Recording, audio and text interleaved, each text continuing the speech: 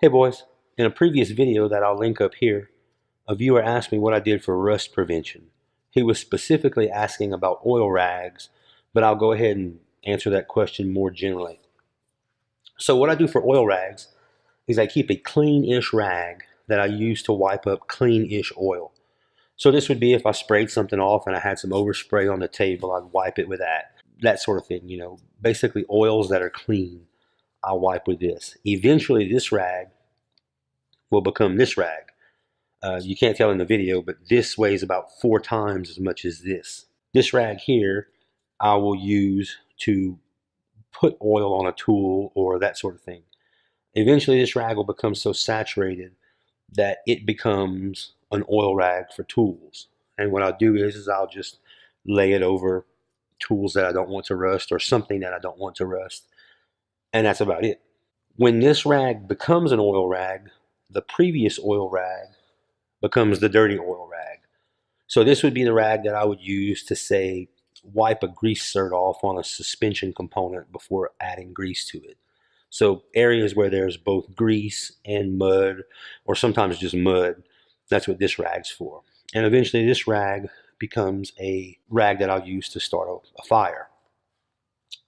And you should not throw these rags away. The reason is because they'll spontaneously combust in the right conditions. These should always be burnt. And you're thinking, well, why would the rag spontaneously combust? The reason it would spontaneously combust is the same reason it prevents rust. See, all your oils, when you smell oil, the reason you can smell that oil is because it's releasing a chemical that stimulates your olfactory sensors in your nose. Well, those chemicals are VOCs, or volatile organic compounds. And all that means is a compound that has carbon in it that evaporates. Well, that's how it prevents rust. You see, you put an oil rag over a set of tools, and as those VOCs come out, they will often pull a few lighter petroleum distillates with them. All of that is heavier than air, so you'll basically get this VOC and oil petroleum barrier that'll keep oxygen away from your tools, thereby preventing rust. And also, obviously some of that oil gets on the tools and creates an actual fluid barrier to prevent rust. So that's how I use oil rags and why they make sense and why they work. Now let's talk about chemicals. And there'll be some eye rolling, I know, but Proposition 65. So Proposition 65 is the causes cancer in the state of California rule or law. To qualify as a Prop 65 chemical, a chemical has to have a 1 in 100,000 chance of causing cancer over a 70-year period. That's 70. 1 in 100,000 over 70 years. So on one hand, Proposition 65 is useless because everything causes cancer. On the other side, if you're a product manufacturer and your competitor reformulates his product to eliminate the cancer-causing agent and still has a good result, well, now his product is not Prop 65 and your product is, you're going to potentially lose market share over that. Everybody wants to be the first one to market with a product that doesn't cause cancer. So what Prop 65 did was cause lots of products to be reformulated to a safer version. Maybe safe is less effective, maybe safe is more effective. That's a whole nother debate there. So on one hand, Prop 65 useless, everything causes cancer. On the other side, Prop 65 useful, get rid of cancer-causing agents out of stuff that we use. Let's kind of put a pin in that and keep it in the background, and then let's talk about some chemicals. Well, here's liquid wrench. Well, corrosion inhibitors, proprietary. Well, what does that mean? If you've got some of this on your hand and you wipe it off, can you touch your kid with it? Is it okay? You really don't know. Oh, well, you pull the MSDS. Well, the MSDS says it contains 5-tetra who's ever what's ever chloraldehyde. Well, what is that? What does that do? Nobody knows. It prevents rust. That's all anybody knows about it. PB Blaster, right here on it. This product contains a chemical known to the state of California to cause cancer. Well, that's out. I couldn't find a Prop 65 warning on Bow Shield, but I guarantee you there's something in here that you don't want on your Cheerios. And the same thing is true for LPS3. And there's something you don't want to get that stuff in your mouth. Let's put it that way. Now, that said, if you want something in a can that's going to do a good job of preventing rust over a long period of time, Bow Shield, LPS3, and fluid film all work really well. To me, the safest of those three is fluid film. Here's the deal. Every one of those products I talked about, give or take $10 a can. And a can doesn't last that long. Being a health-oriented guy and kind of, got this Prop 65 thing in the background. And at one point I was on a search looking at stearate instrument oil.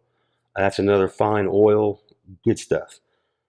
But while looking at stearate instrument oil, a guy mentioned this. This is Tsubaki oil. The Japanese have been putting Tsubaki oil on everything from ninja swords to geisha girls for thousands of years. This is the Camellia japonica seed oil, and you can find it in many fine cosmetics. It's actually got a nice omega-3 fatty acid profile.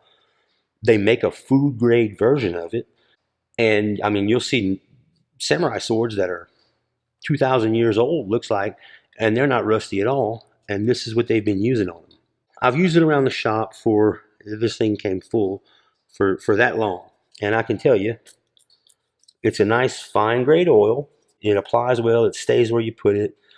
It doesn't have VOCs. When you smell it, it doesn't smell like transmission fluid or Mobile One or whatever. It smells like a flower because it's made from a flower. Like I say, they've been putting this on their skin, putting this in their hair, putting this on their samurai swords for 1,000 years, maybe more. I don't know, but it works. Japan is an island. There is salt spray everywhere there because it's an island, and their swords look good, and this stuff is why. And I can tell you, just using it around the shop, it works. So that's one product I use. Another product I use is Lanolin. Now, let me back you up on Lanolin and guns. When you do a lot of high volume shooting, you very rapidly learn that gun oils are insanely expensive, disproportionately expensive to their quality oftentimes. So years ago, some old curmudgeon invented a product called Ed's Red. Ed's Red is a gun cleaner. It's 1 part kerosene, 1 part automatic transmission fluid, and 1 part brain fart. Kerosene, ATF, acetone, if I remember correctly.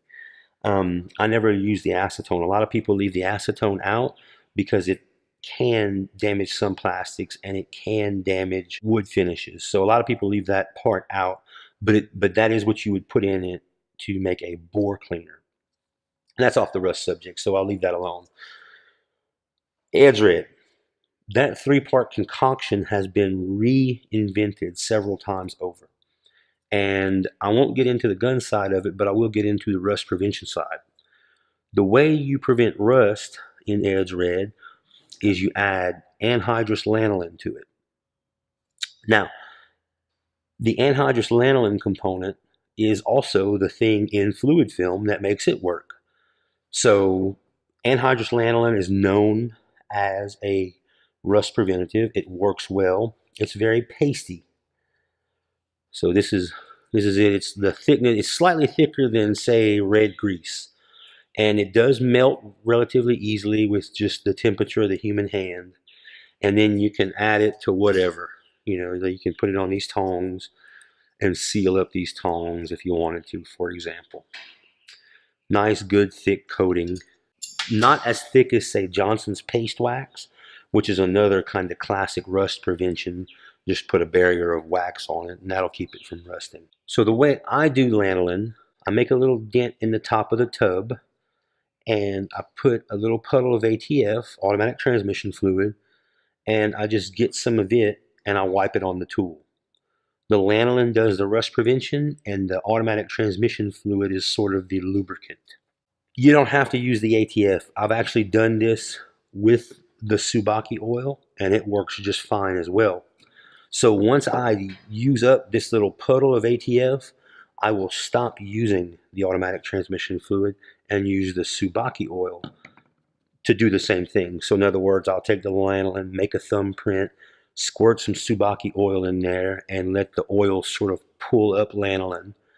And, you know, when I want to lubricate something and prevent rust, I'll get a little concoction of the two and rub it on and wipe it clean, and that'll be that. Here's the thing. So let's go back to that Prop 65 thing. This, you don't want to spray that in your mouth. This, you don't want to spray that in your mouth. This, you don't want to spray that in your mouth. This, you can cook with. People have been putting it on themselves for centuries. This is made out of sheepskin. You can eat it. So you've got chemicals you wouldn't want your kids touching compared to stuff you can eat. And here's the thing. I can understand the argument that, well, liquid rinse, blah, blah, blah. Guys, for rust prevention, none of this stuff works any better and arguably not as good as this stuff. You know, with all the stuff we touch and all the stuff we inhale, us guys would work with our hands. Anytime you get a chance to do something or to use something that's not going to hurt you, do that. Anytime you can protect your lungs, protect your eyes, protect your skin, not get cancer, do that.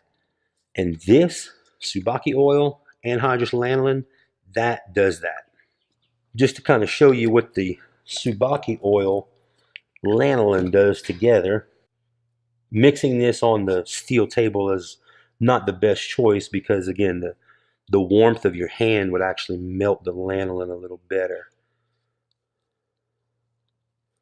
than the cold steel, obviously. There. So this is the Tsubaki oil lanolin mixture. It's about the thickness of 10W30, I'd say, about the thickness of 10W30. And once you let it get cool, like on steel, I don't know if you can see this here, but now being just that quickly it cools off. On the steel, it's about the thickness of red grease. So once it heats up, nice and thin, once it cools off, see how I can make a streak in it?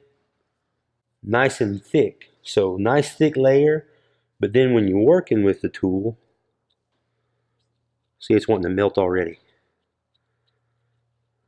See, nice and liquidy. And here, let's, yeah, you can see that. So once I rub it on, it almost immediately thickens back up. That's cool. That's cool. That's thick and then thin. And if it's too thick, you can add more Tsubaki oil. If it's too thin, you can add more lanolin, and you get a nice rust prevention that won't kill you. Thanks, guys.